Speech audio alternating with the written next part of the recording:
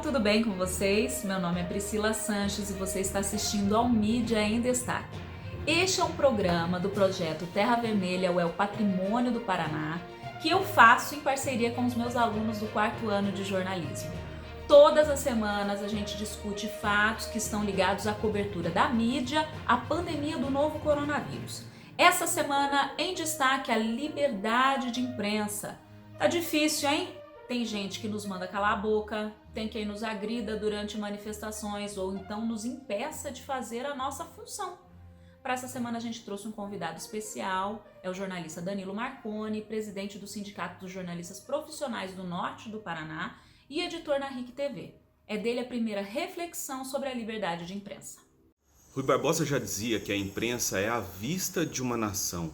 Um país sem imprensa é cego, miasmado, mudo.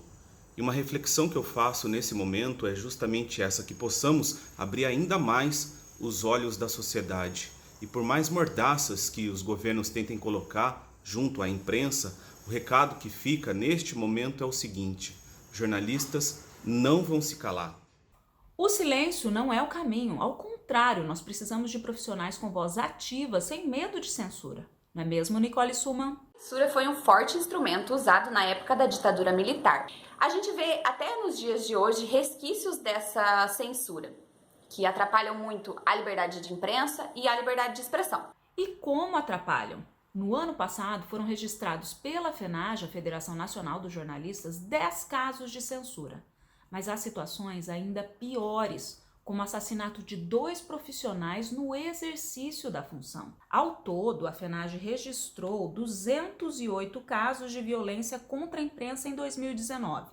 121 desses registros foram de ataques diretos a profissionais ou a veículos de comunicação. 35 jornalistas foram agredidos verbal ou fisicamente. Dá para aceitar uma situação dessa, Lavínia Zaborni?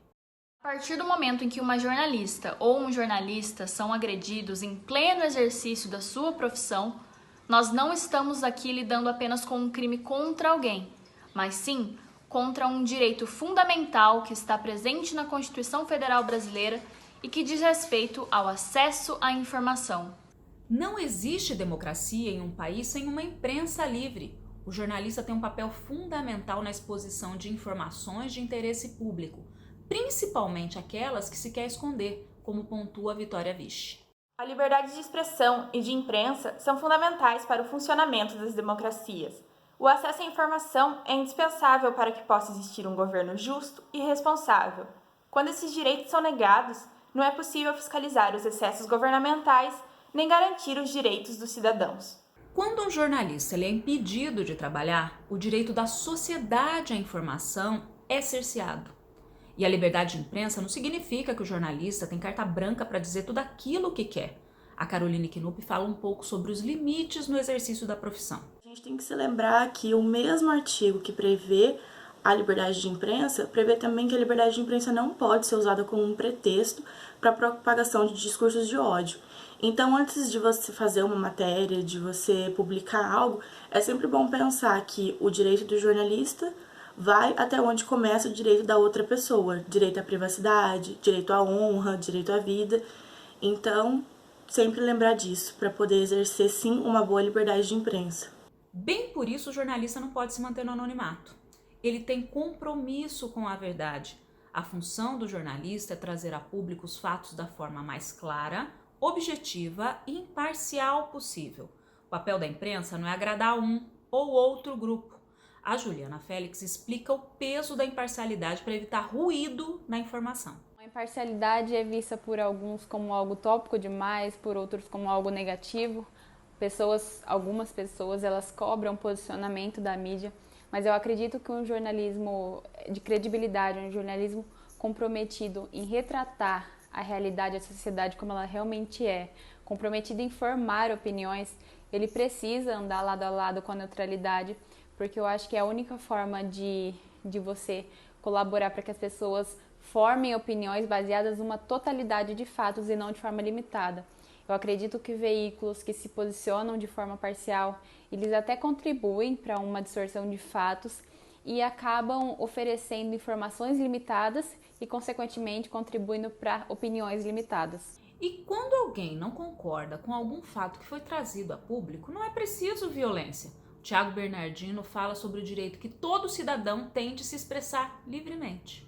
A liberdade de expressão ela está garantida pela lei, pela Constituição de 1988 e também pela Declaração Universal dos Direitos Humanos.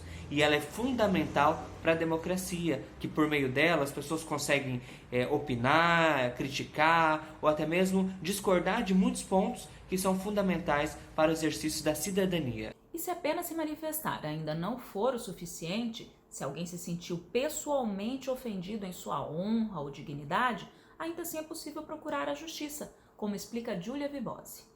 O direito de resposta vem de modo preciso como uma maneira de equilibrar a liberdade de imprensa e delimitar o seu espaço. Segundo o inciso 5º, artigo 5º da Constituição Federal, a lei garante que qualquer pessoa, seja física ou jurídica, que se sentiu ofendida por algum veículo de comunicação social está assegurado do direito de resposta sem custo e proporcional à ofensa. O prazo para pedir a publicação da resposta é de 60 dias. É importante lembrar que o inciso 5º não se aplica às ofensas relacionadas nos comentários das redes sociais dos veículos.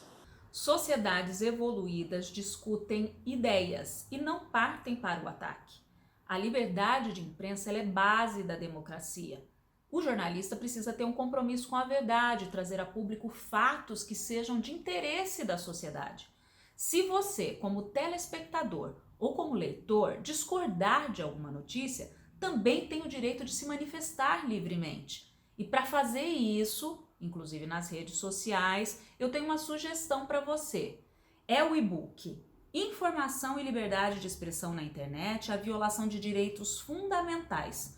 A obra conta com textos apresentados em um colóquio da Procuradoria-Geral da República. Precisamos estar preparados para o debate e não para o ataque.